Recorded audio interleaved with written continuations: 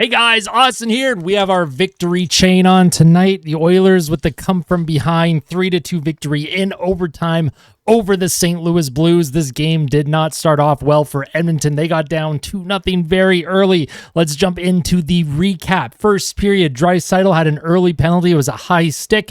Robert Thomas scores early on the power play to make it 1-0. Connor McDavid was then taken down not long after, but there was no call on the play because of course there wasn't.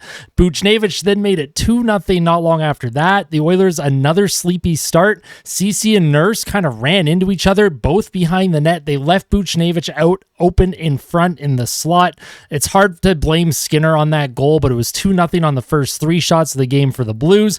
Oilers with some pressure. McLeod had a good tip on net. Binnington then made two big saves on Kulak and Foegele back-to-back. Connor McDavid, great chance stop. Nice setup by Draisaitl. Bouchard drew a late power play for Edmonton, and then Zach Hyman, the children's book author, scores late to make it 2-1. So cuts the lead in half. Gives the Oilers a chance. At the end of the first, it was 2-1 Blues. The shots were 12-8 Oilers, and the expected goals were 1.4 to 1.02 in favor of Edmonton. The penalty kill and slow start for Skinner, Nurse, and Ceci kind of what, led to that first period being down, but Edmonton took over the final 10 minutes of the period, and they honestly never really looked back the rest of the game. They continued to build on that as the game went forward. Now, second period, McLeod, he has 0 goals in his last 14 games. I only mention that because Connor McDavid was at 0 goals in his last 10 games. And when you have multiple players on scoring droughts, I just like to mention it because they are fun facts, and they're not really fun facts, though. They're actually kind of sad facts. Nurse just missed Kane on a 2-on-1. Hyman then ties it. That is Zach Hyman's second of the game and 40th goal of the season. McDavid with the assist, and Bouchard also with the nice outlet pass to hit Hyman, who gave it to McDavid, who then gave it back on the give and go. 2-2 in the game. I still cannot believe Zach Hyman was not an all-star. What an absolute travesty that was, not allowing Hyman to be an all-star. I just don't understand what happened there. Also, that was Bouchard's 57th point of the season, and that is the most by an Oilers defenseman since Paul Coffey had 67 points in the 1986-87 season, and Evan Bouchard is on pace for about 90 points this season. Unbelievable player, unbelievable defenseman. We love to see it. Edmonton has not seen a defenseman put up these types of numbers since the 80s, and we're very lucky to have Evan Bouchard. Hyman had a good net drive looking for his hat trick. Skinner made a good save on Parayko. Nurse put a puck over the glass, which resulted in a penalty, but the Oilers had a very good kill. And then Bouchard made a great defensive play late in the third period. Refs then call him for tripping at the end of the period. It was the third power play for St. Louis, one power play for Edmonton at this point in the game. I thought Sundqvist dove pretty badly, and so did the Sportsnet panel during the intermission. At the end of 2, the score was 2-2. The shots were 23-19 Edmonton, and the expected goals were 2.3 to 1.4 in favor of the Oilers. So, tie game heading to the third period. Edmonton, the third period has been their bread and butter. They have been an incredible third period team. A little bit of a different story tonight. They didn't play poorly in the third, but they didn't latch on to the lead like they had. But that's A-okay. In the third period, Janmark and Brown had a good clock-killing shift on the penalty kill, and then the Oilers killed it. St. Louis had 0 shots. Penalty kill was 2 for 3, and that's where they finished the night. Oilers were 1 for 2 on the power play.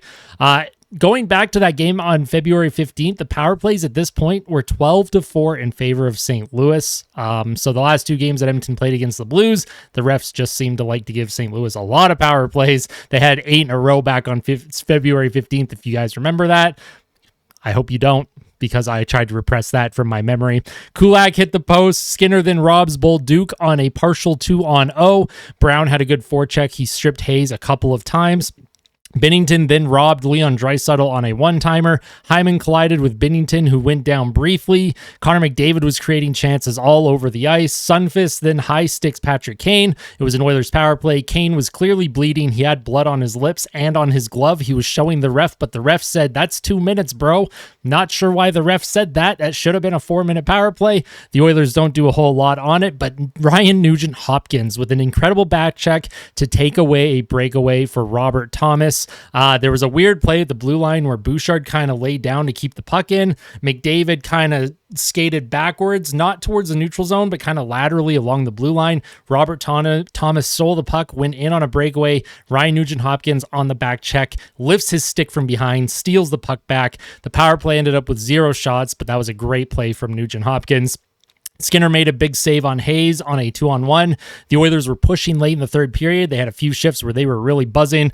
McDavid needs to start shooting, I wrote. At the end of the third, it was 2-2. The shots were 32-31 Edmonton. The expected goals 3.2 to 1.9 in favor of the Oilers. In overtime, Skinner with a big save on Brandon Saad, and then Skinner with 2 more big saves. It was a very, kind of a possession chess game, and then McDavid was stopped, but then late in the overtime, Connor McDavid comes in on the left side. He shoots it. Binnington got like 90% of it, but it went over his glove. Connor McDavid wins it for the Oilers 3-2 in overtime. You love to see it. The crowd went absolutely insane. That snaps Connor McDavid's 10-game scoreless drought. End of the game, 3-2 Oilers. Shots were 35-34 in favor of Edmonton. And the expected goals were 3.4 to 2.3 in favor of the Oilers. After St. Louis scored those 2 goals on their first 3 shots, Stuart Skinner locked it down, and I love to see it. Stuart Skinner has been playing very good the last couple games. Let's hope he can continue this play. My personal 3 stars tonight. My 3rd star, Ryan Nugent-Hopkins. He had 1 assist, and he had that key defensive play in the third period. When the Oilers had that power play, he had that great back check to take away that Robert Thomas breakaway. That was a key to the game, in my opinion. Zach Hyman had 2 goals to hit 40 on the season. He's my 2nd star, and my 1st star is Connor McDavid. He had 1 goal and 2 assists, including the game winner. Up next for the Oilers is Saturday at Seattle. They end their 5-game homestand, so they are now on the road. They play Seattle at 2 p.m. Mountain Standard Time. Now, it is an afternoon Saturday game, so I may do a live stream of that game. I'm not sure yet. Let me know what you guys think. What did you think overall about the game tonight?